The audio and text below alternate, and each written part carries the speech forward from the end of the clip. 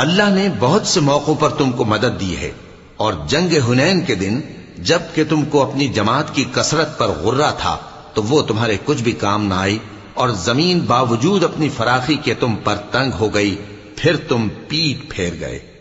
پھر اللہ نے اپنے پیغمبر پر اور مومنوں پر اپنی طرف سے تسکین نازل فرمائی، اور تمہاری مدد کو فرشتوں کے لشکر جو تمہیں نظر نہیں آتے تھے آسمان سے اتارے، اور کافروں کو عذاب دیا، اور کفر کرنے والوں کی یہی سزا ہے۔ پھر اللہ اس کے بعد جس پر چاہے مہربانی سے توجہ فرمائے، اور اللہ بخشنے والا ہے، مہربان ہے۔ مومنوں، مشرک تو پلید ہیں،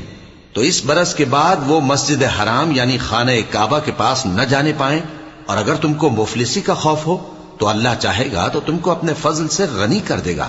بے شک اللہ سب کچھ جانتا ہے، حکمت والا ہے۔ جو لوگ اہل کتاب میں سے